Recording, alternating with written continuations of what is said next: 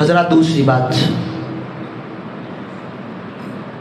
فرض کیجئے میری اولاد ہے، اگر میں اس پہ راضی ہوں تو لوگوں کو اس پہ بات کرنے کا حق نہیں ہوتا۔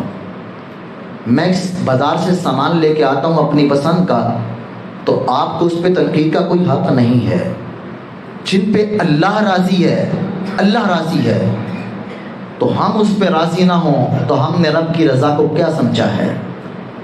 جو شخص کسی بھی صحابی پہ، ابو بکر و عمر ہوں یا عثمان و علی رضی اللہ عنہ، طلحہ و زبیر ہوں یا سعد بن ابی وقاص، وہ خالد بن ولید ہوں یا امیر معاویہ، وہ عمر بن عاص ہوں یا ولید بن عقبہ، کوئی بھی صحابی جس کو درجہ صحابیت مل گیا ہے، اللہ اس پہ اگر راضی ہے تو دنیا والوں میں سے کسی شخص کو اس پہ طعن و تنقید کا حق نہیں۔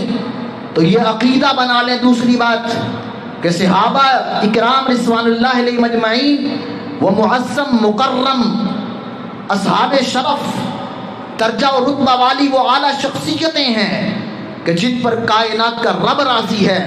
جب رب راضی ہے تو اس پہ مجھے اور آپ کو تبصروں کا حق نہیں ہے۔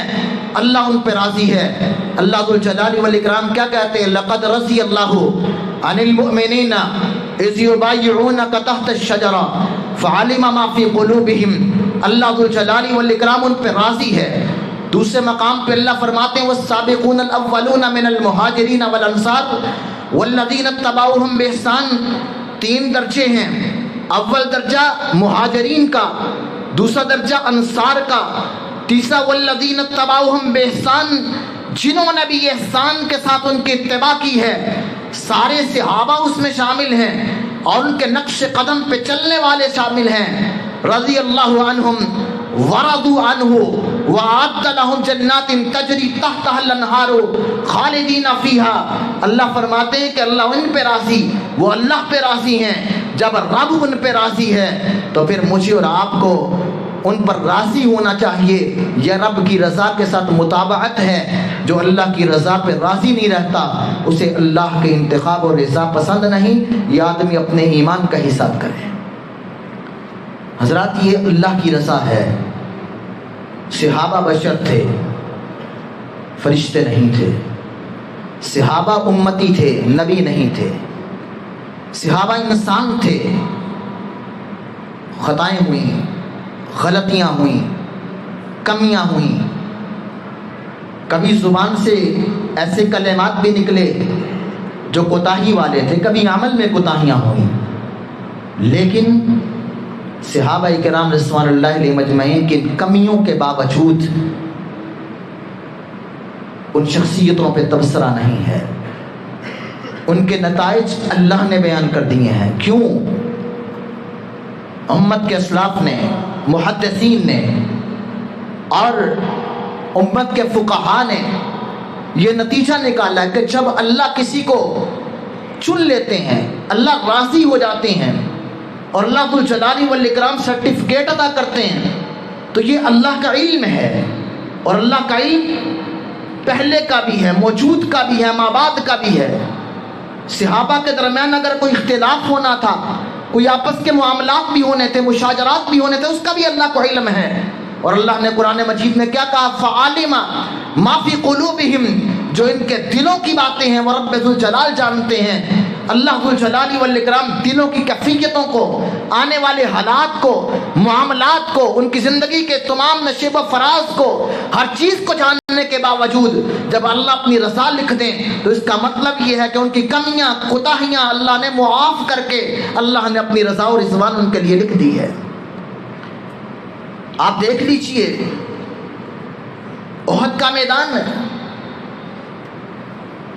صحابہ کرام رضوان اللہ علیہ مجمعین نے درہ چھوڑا ہے، 70 صحابہ شہید ہوئے ہیں۔ ایک کوتاہی تھی، پھر دشمن کا حملہ ہوا، استصعدون ولا تلوون علی احد والرسول یدعوکم فی اخراکم، نبی بلا رہے ہیں اور صحابہ کرام آگے بڑھ رہے ہیں، لیکن اللہ ذو الجلال والاکرام نے کیا کہا؟ ان الذین تولوا منکم یوم التقى الجمعان انما استزلهم الشیطان ببعد ما کسبوا وَلَقَدْ عَفَى اللَّهُ عَنْهُمْ إِنَّ اللَّهَ غَفُورٌ حَلِيمٌ کہ تم سے یہ بڑی کوتاہی ہوئی، شیطان کا غلبہ آ گیا، لیکن جب تم پلٹے کائنات کے رب نے اتنی بڑی بات کو بھی تمہارے لیے معاف کر دیا ہے۔ اور اللہ اپنے نبی سے کیا کہتے ہیں، اے پیغمبر ان کے لیے وَاسْتَغْفِرْ لَهُمْ، آپ اللہ سے بخشش مانگیے جن پہ اللہ راضی ہے۔